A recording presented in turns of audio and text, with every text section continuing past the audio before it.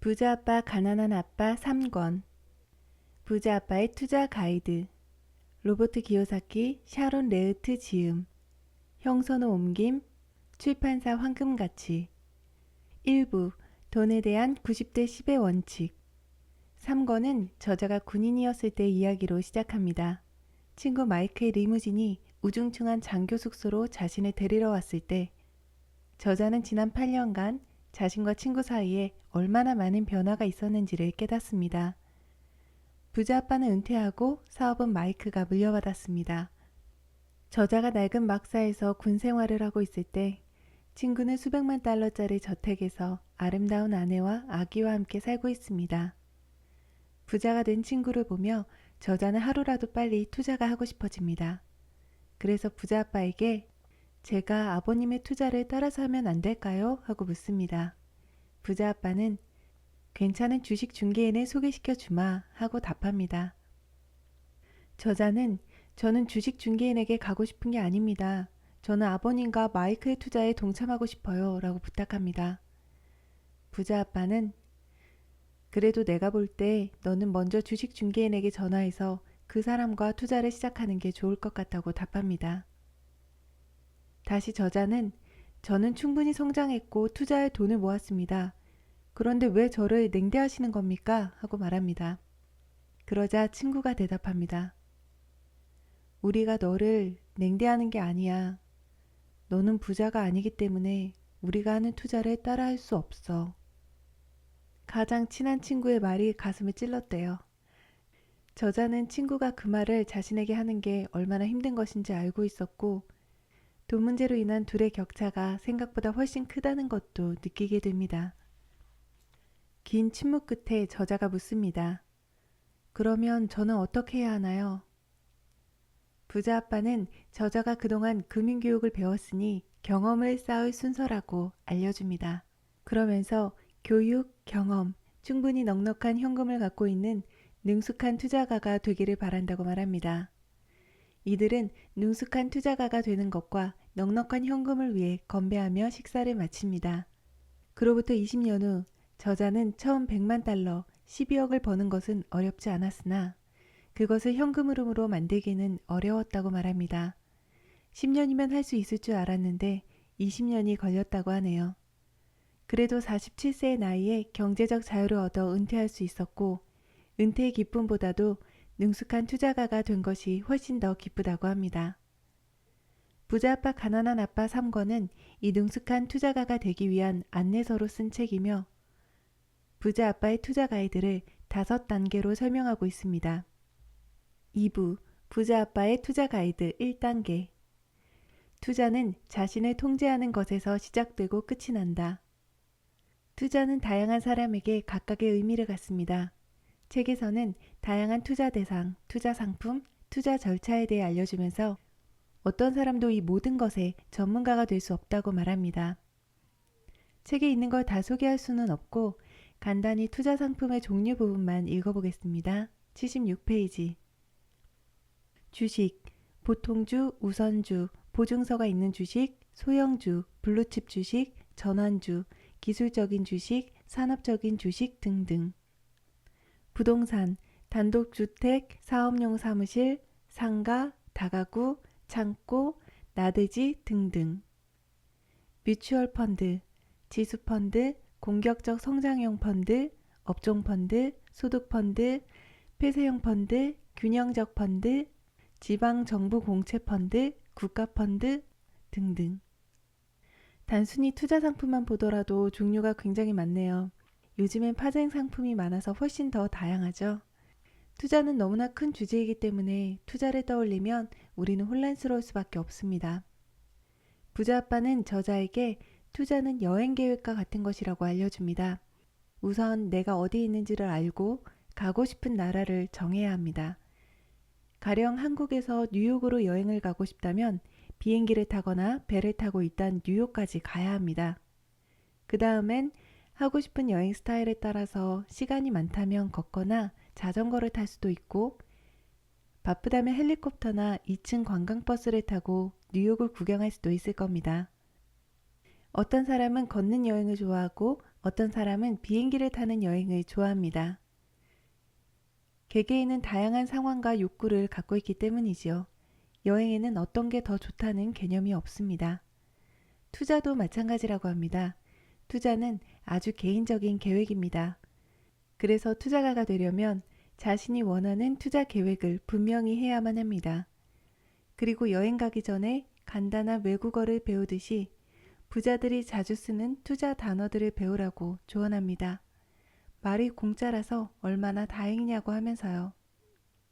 이 책에도 경제 용어가 나옵니다. 그래서 1권, 2권과는 다르게 읽는데 시간이 좀 걸렸어요.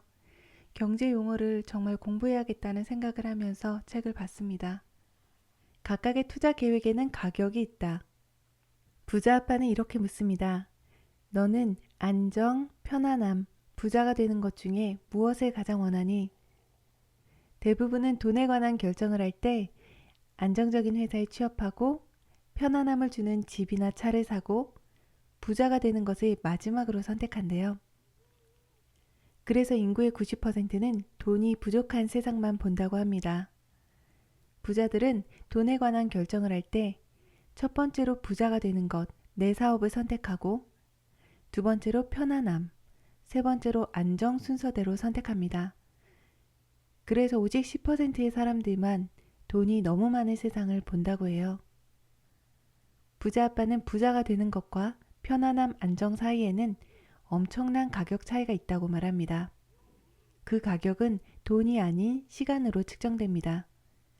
부자 아빠는 시간은 절약하는 것이 아니라 사는 것이며 돈보다 중요하고 그래서 시간에는 가격이 있다고 알려줍니다. 부자들은 돈의 가치가 시간에 따라 점점 떨어지는 것을 알고 있습니다. 그래서 부자는 돈이 생기면 가치가 있는 것들로 옮기고 사업체, 주식, 부동산 등을 삽니다. 그 결과 돈과 시간을 갖습니다. 대부분의 사람들은 시간을 팔아 돈을 벌고 돈보다 더 가치가 없는 것들을 삽니다. 그 결과 돈도 없고 시간도 없습니다. 책에는 이들이 현금을 쓰레기와 바꾼다고 표현합니다. 투자의 7가지 기본 규칙, 여기서는 간단하게 살펴보겠습니다. 1. 자신이 어떤 종류의 소득을 위해 일하고 있는지 늘 알고 있을 것. 소득은 크게 세 종류가 있습니다. 근로소득, 급여이며 세금이 가장 높은 소득입니다.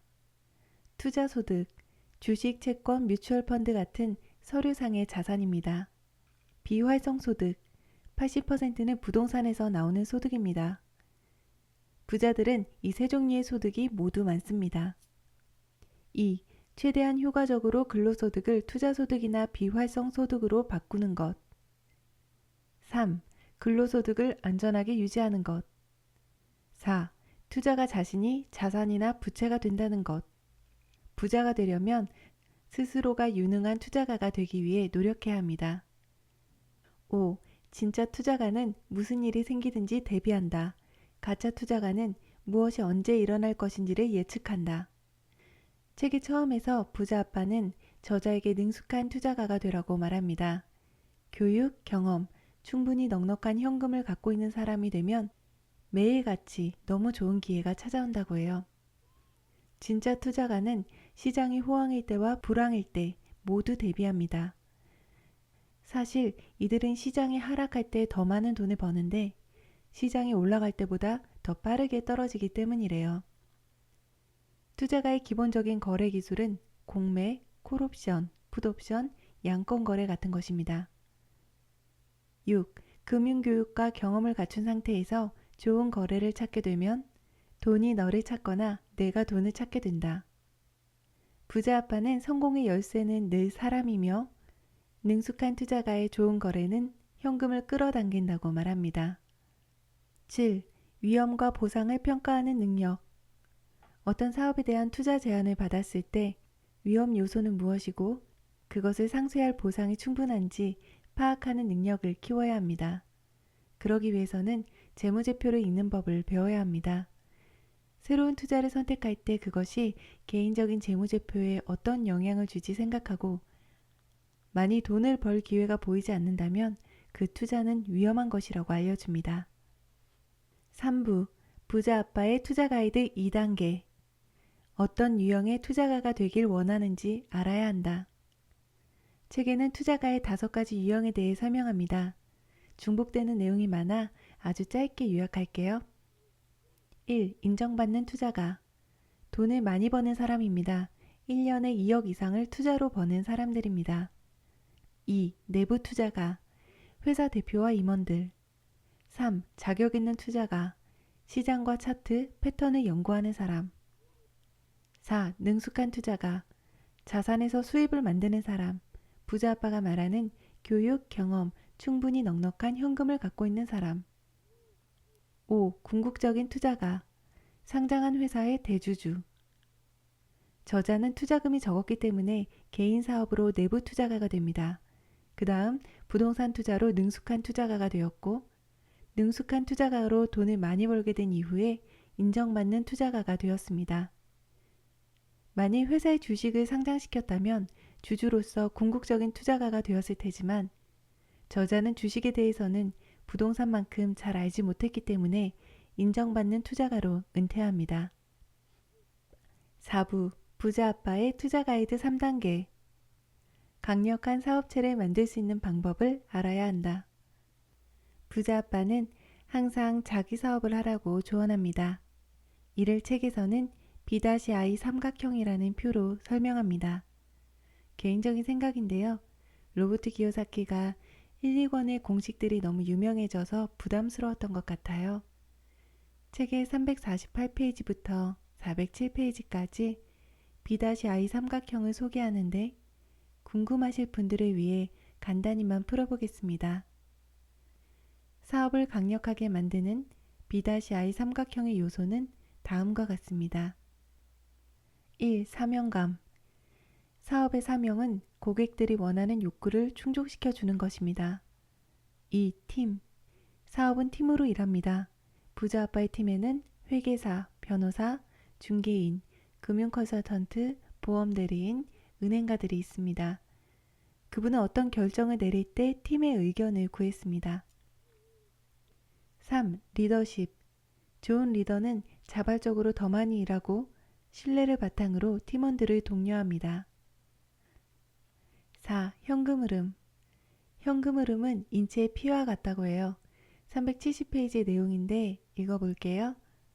창업 초기 단계에 관해 대표라면 사업이 현금 흐름을 창출할 때까지 급여를 받지 말고 재투자해라. 더 좋은 것은 급여를 받는 회사를 다니며 사업은 파트타임으로 작게 시작하는 것이다. 판매와 미수금에 관해 상품이나 서비스를 제공했으면 즉시 돈을 받아라. 신용이 쌓이기 전까지는 현금으로 받아라. 신용 거래를 하기 전에는 계약금을 받아라.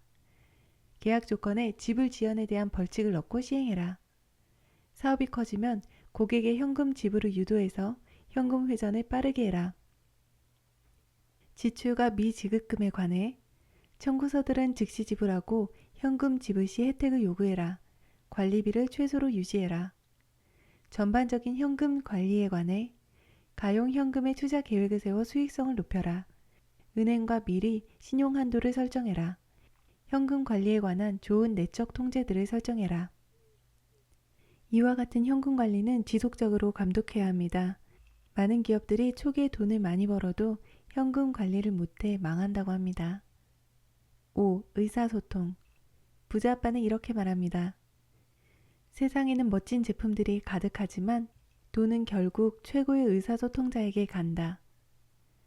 저자는 1년에 한 번 이상 커뮤니케이션 세미나에 참석합니다.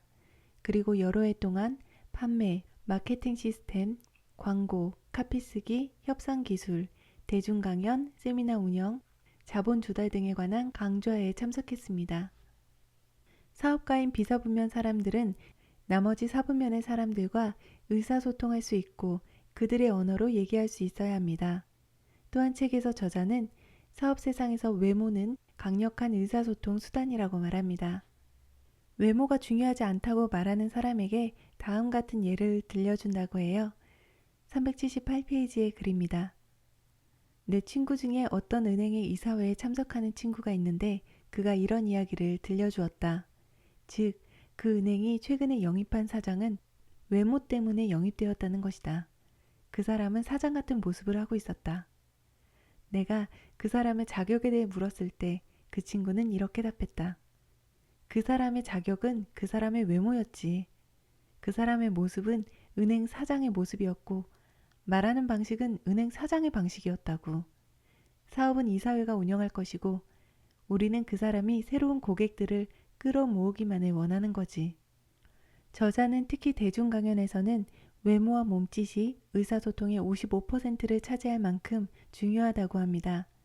그리고 목소리 톤이 35%, 강연 중에 사용하는 단어가 10%를 차지한대요. 이것을 100% 잘 활용한 사람은 케네디 대통령이라고 합니다. 부자 아빠는 첫인상의 기회는 한 번뿐이고 아주 중요한 것이라고 거듭해서 강조합니다. 6. 시스템. 시스템은 몸의 장기와 같습니다. 좋은 사업가는 자신이 시스템의 일부가 되지 않습니다. 좋은 사업 시스템은 자동차와도 비슷하며 운전만 배우면 누구나 운영할 수 있어야 합니다. 일례로 맥도날드는 세상 어디서나 같습니다. 그래서 10대들도 운영할 수 있습니다. 성공적인 운영 시스템이 있으면 사업은 팔 수 있는 자산으로 변신합니다. 책의 388페이지부터는 4페이지에 걸쳐 최적의 효율성을 주는 사업 시스템들에 관해 설명합니다. 창업을 앞두고 있다면 읽어보시면 좋을 것 같아요. 7. 법정관리. 지적재산권인 특허, 상표권, 저작권 등을 보호하고 그 권리를 팔거나 라이센스함으로 로열티 수입을 얻을 수 있습니다. 로열티는 자산이 투자가를 위해 일하는 완벽한 예입니다. 8. 제품. 제품과 서비스는 고객이 궁극적으로 사는 것입니다. 이것은 사업의 사명감을 구현한 결과이기 때문에 맨 꼭대기에 위치합니다. 부자 아빠는 B-I 삼각형을 만드는 데 능숙해지면 적게 일할수록 더 많은 돈을 벌 수 있다고 합니다. 우리는 이미 각자의 B-I 삼각형을 가지고 있다고 해요. 물론 사업가가 아니라면 뭔가가 빠져있는 미완성의 모습일 겁니다. 따라서 지금 내 가족이나 내 사업이 고생하고 있다면 B-I 삼각형을 보면서 어떤 것을 바꾸거나 개선할 수 있을지 생각해 보라고 합니다. 5부 부자 아빠의 투자 가이드 4단계. 궁극적인 투자가가 되어야 한다. 39장 새로운 수업이 시작되었다. 1권에서 부자 아빠의 5번째 교훈, 부자들은 자신의 돈을 만든다를 기억하시나요? 부자 아빠는 부자가 투자가로서 돈을 만드는 방법이 2가지가 있다고 알려줍니다. 1. 작은 돈을 만드는 방법. 회사를 만들어 내부 투자가가 된다. 2. 큰 돈을 만드는 방법. 회사를 만들고 상장시켜 주식을 대중에게 파는 궁극적인 투자가가 된다. 이것은 합법적으로 자신의 돈을 찍어내는 것이나 발명하는 것과 같다고 합니다. 그러나 부자 아빠조차 궁극적인 투자가는 되지 못했습니다. 저자는 자신의 현금 흐름에서 사업체와 부동산에 비해 종이자산 부분이 취약하다는 것을 알았습니다. 종이자산이 없이도 점점 더 부자는 될 수 있었지만 그것은 스스로를 작게 만드는 것임을 깨닫고 주주가 되기 위해 새로운 공부를 시작합니다. 저자의 새로운 목표는 어떤 회사가 기업을 공개하기 전에 그곳에 투자하고 10만 주 가량의 주식을 주당 1달러 이하에 획득한다입니다. 부동산 거래나 작은 회사를 인수해서 내부자가 되는 것은 비교적 쉬웠으나 어떤 회사가 상장되기 전에 내부자로 들어가는 것은 어려웠다고 합니다. 상장되기 전 공모주에 초대받는 사람들은 창업주주거나 창업주주들의 친구들이거나 선택된 투자가들이었기 때문입니다. 저자는 그들과 학연 지연도 없고 인종도 달랐기에 친분을 쌓는 것부터 시작합니다. 마침내 이웃사람의 소개로 월가에서 증권사를 운영하는 피터를 소개받습니다. 그는 100여 개의 회사를 상장시킨 경험 많은 베테랑이었습니다. 지금은 은퇴하여 애리조나 사막에 있는 자신의 영토에서 아내와 함께 살고 있다고 합니다. 저자는 피터와의 첫 만남에서는 투자 얘기를 하지 않습니다. 너무 적극적이거나 순진하게 보이고 싶지 않았다고 하네요. 2개월 후 저자의 요청으로 피터의 사막에 있는 집에 초대를 받아 방문합니다. 저자는 피터에게 기업을 공개하는 과정에 대해 가르쳐주면 그를 위해 공짜로 일을 하겠다고 얘기합니다. 그러나 피터는 저자가 월가에 대한 배경이 약한 것을 알고 있었고 그것이 얼마나 어려운지 알게 되면 그만둘지 모른다고 걱정합니다. 한편으로는 자신에게 배우기 위해 공짜로 일하겠다는 사람이 처음이어서 흥미를 느낍니다. 그래서 그는 저자에게 다음과 같이 말합니다. 449페이지를 읽어보겠습니다. 나는 현재 페루의 안데스 산맥에 있는 폐허가 된 금광을 보고 있습니다. 당신이 정말로 내게서 배우고 싶다면 이번 목요일에 페루로 가십시오. 가서 내 팀과 함께 그 금광을 조사하고 은행가들을 만나고 그들이 그것에 대해 무엇을 원하는지 알아보고 돌아와 나에게 보고서를 제출하세요. 그리고 참, 이번 여행 비용은 모두 당신 부담입니다. 아직도 내 팀에 합류하고 기업을 공개시키는 사업을 배우고 싶습니까? 책에서 저자는 이 방법은 절대로 권유하지 않는다고 해요. 이보다 영리하고 쉬운 길들이 있다고 말합니다. 그렇지만 그때의 저자에게는 선택의 여지가 없었기에 그 제안을 받아들입니다. 피터는 저자의 보고서가 마음에 들었고 그 후 1년 반 정도를 자신의 도제로 일하게 합니다. 도제로 성실히 일한 후 저자는 피터의 비공개 벤처 자본 회사에 파트너로 참여할 수 있었습니다. 저자가 합류했을 당시 피터는 이제트 에너지 회사를 주식 거래소에 막 상장시키려는 참이었지만 저자는 아직 신참이었고 실력이 입증되지 않았기 때문에 투자에 참여할 수는 없었습니다. 그러나 주당 0.5달러에 다량의 주식을 매입할 수 있었습니다. 잠깐 첨언하자면 로버트 기요사키가 파산으로 한참 시끄러웠을 때 이 책에 나오는 주식 투자는 실체가 없다는 비난을 많이 받았어요. 책에 나오는 피터도 가명이고 이제트 에너지도 가명이기 때문에 사실을 직접 확인하기는 어렵습니다. 하지만 저는 책을 읽으면서 저자가 책을 쓰기 위해 주식 부분에 대한 공부는 했다고 느껴지고 일반인이 회사가 상장되기 전에 어떤 준비를 하고 과정을 거치는지 수박 겉핥기식이라도 이렇게 쉽게 알려주는 책이 많지는 않아서 끝까지 읽었습니다. 내용 중에 필요한 정보들만 선택해서 자기 것으로 만들면 될 것 같아요. 다시 책으로 돌아가서 초기 투자 가격만 있고 수익은 전혀 없는 상태에서 투자가들은 피터의 명성과 이사회의 구성, 석유 탐사팀의 전문성을 보고 돈을 투자했다고 해요. 그래서 저자는 사람이 제품보다 훨씬 더 중요하다는 것을 알게 됩니다.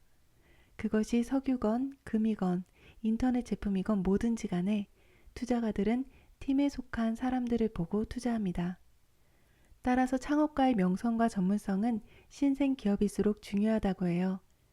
그들이 서류상으로만 존재하는 어떤 사업에 신뢰와 확신, 추진력을 주기 때문입니다. 일단 회사가 공개되고 성공하면 일부 창업가들은 사직하고 주식만 보유할 수도 있습니다. 새로운 경영진이 그들을 대신하며 원래의 창업가들은 다른 신생 기업으로 이동해 그런 과정을 반복해서 부자가 됩니다. 왜 기업을 공개하는가? 피터는 기업을 공개하는 이유를 6가지로 설명합니다. 468페이지 내용인데 간단히 살펴볼게요. 1. 당신에게는 더 많은 돈이 필요하다. 2. 당신의 회사는 새로운 회사이고 당신은 시장 점유율을 높이기 위해 엄청난 양의 돈을 필요로 하고 있다. 회사가 커질 가능성이 있다면 시장은 회사의 미래 수익을 보고 투자합니다. 3. 많은 경우의 기업은 자신들의 회사 주식을 이용해 다른 회사들을 인수한다. 4. 당신은 지배권을 포기하지 않으면서 회사를 팔고 싶어 한다. 자금을 시장에서 얻으면 사업 소유주는 매각을 통해 현금을 얻으면서도 지배권을 유지할 수 있습니다. 5. 상속을 이유로 기업을 공개한다. 회사의 일부를 공개시장에 팔아 상속자들에게 필요한 돈을 모을 수 있습니다. 6. 부자가 되기 위해 그리고 다른 곳에 투자해 현금을 얻기 위해 기업을 공개한다. 사업체를 만드는 것은 임대주택을 만들어 파는 것과 아주 비슷하다고 해요. 그러나 사채를 만들어 공모를 통해 그것을 팔 때는 그 자산의 일부만을 쪼개 매각합니다. 그것을 수백만 개 조각들로 쪼개 수백만의 사람들에게 파는 것입니다. 피터는 기업을 공개하기 전에 다음과 같은 추가 사항을 고려했습니다. 1. 팀에 있는 누가 사업을 운영한 적이 있는가? 2. 당신의 회사에 얼마를 팔고 싶은가? 바로 이 부분에서 합의서가 등장합니다. 모든 투자가에게 중요한 것은 시장에서의 퇴장 전략이며 사업체를 만들기 전에 어떻게 빠져나올 것인지도 계획을 세워야 합니다. 3. 그 잠재적인 공개 기업은 사업 계획을 갖고 있는가?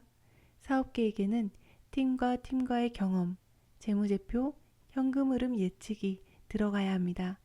4. 시장은 누구인가? 시장은 얼마나 큰가? 그리고 그 회사의 제품은 시장에서 어느 정도의 성장을 할 수 있는가? 5. 당신의 이사회나 자문위원회에 누가 있는가? 6. 그 회사는 자기만의 독특한 재산을 갖고 있는가? 그것은 제품에 대한 특허일 수도 있고 탐사권이나 상표권일 수도 있습니다. 또한 해당 분야에서 전문가가 소유한다면 예를 들어 봉준호 감독이나 백종원 대표처럼 그 사실조차 자산으로 생각될 수도 있습니다. 7. 그 회사는 들려줄 멋진 이야기를 가지고 있는가? 8. 그 회사에 참여한 사람들에게 열정이 있는가? 자금을 모을 수 있는 방법. 상당한 액수의 자본을 모으려면 다음과 같은 것들을 알아야 합니다. 1. 사모 양해각서를 활용한다. 이것은 공식적인 자본 조달 활동에서 시작하는 첫 단계입니다. 내가 원하는 조건을 지정하는 방식이며 투자가들의 관심을 끌어내야 합니다. 단 이 과정은 증권을 전문으로 다루는 기업 변호사를 고용해 진행하는 것이 좋습니다. 사모 양해각서로 자금 모으기를 시작하는 이유는 다음과 같습니다. 첫째, 이 분야의 전문가인 기업 변호사들과 만나 이야기하며 배운다. 둘째, 다양한 자금 조달 방식과 그것을 법적으로 구조화하는 방법을 배울 수 있다. 셋째, 당신의 사업에 가치를 부여하기 시작하며 사업을 팔 때 원하는 조건들을 개발하기 시작한다. 넷째, 자금을 모으는 기술과 방법을 연습하기 시작할 뿐 아니라 잠재적인 투자가들에게 공식적으로 얘기하기 시작한다. 2. 벤처 자본가를 이용한다. 그들은 자본을 제공하는 사업을 하는 사람들입니다. 조건을 걸고 돈을 빌릴 수 있습니다. 3. 투자은행가를 이용한다. 이들은 회사를 시장에 팔 준비가 되어 있을 때 찾아가는 사람들입니다. 투자은행가는 초기 공모와 2차 공모를 위한 자금을 모읍니다. 2차 공모는 일반 대중에게 초기 공모를 해서 이미 자금을 조달한 회사의 주식들을 재차 공모하는 것입니다. 여기까지가 책에서 궁극적인 투자가를 설명하는 내용입니다. 부자아빠도 책의 저자도 이 단계의 투자가가 되지는 못했어요. 그래도 저자가 중년의 나이에 시도를 했다는 점에서 박수를 보내고 싶습니다. 6부 부자아빠의 투자 가이드 5단계 용기 있는 자만이 부자가 될 수 있다. 저자는 부자가 될 수 있는 기회를 놓치지 말라고 하면서 농경시대나 산업시대에는 신분이나 자본금이 중요했지만 지금은 아이디어만 있어도 부자가 되는 세상이니 기회를 만들라고 말합니다. 책의 517페이지를 읽으며 이 영상을 마치겠습니다. 좋은 소식은 이제 역사상 처음으로 부자들의 90대 10 원칙이 더 이상 적용될 필요가 없다는 것이다. 이제는 점점 더 많은 사람들이 무한한 정보에서 발견되는 멋진 세상에 접근하는 것이 가능하다. 그리고 정보는 예전의 토지와 자원이 그랬던 것처럼 제한적이지 않고 무한하다. 하지만 나쁜 소식은 낡은 생각에 집착하는 사람들은 우리가 겪고 있는 변화들과 앞으로 다가올 변화들로 인해 비참한 현실을 맞을 수 있다는 것이다. 부자 아버지가 살아계신다면 그분은 이렇게 얘기할지도 모른다. 이 인터넷 열풍은 1850년대의 캘리포니아 금광 열풍과 아주 비슷하다. 차이가 있다면 단지 이제는 집을 떠나지 않아도 그것에 동참할 수 있다는 것이다. 그런데 왜 그것에 동참하지 않겠니? 그분은 또 이렇게 얘기했을 것이다. 모든 경제적 급변화의 시기에는 세 종류의 사람들만 있다. 즉 무언가가 일어나게 하는 사람들, 그리고 일어나는 것을 지켜보는 사람들, 그리고 무엇이 일어났지? 라고 얘기하는 사람들이 있다. 정말로 좋은 소식은 역사상 처음으로 인터넷이 점점 더 많은 사람들에게 그들이 열린 눈으로 그곳에 가기만 하면 동전의 다른 쪽면을 볼 수 있는 능력을 주고 있다는 것이다. 이제는 더 많은 사람들이 자신들의 아이디어로 자산을 사는 자산을 만들 수 있고 자신들의 경제적인 꿈을 실현시킬 수 있다. 저자가 말하는 기회를 만드는 사람이 되시길 응원하며 영상을 마치겠습니다. 감사합니다.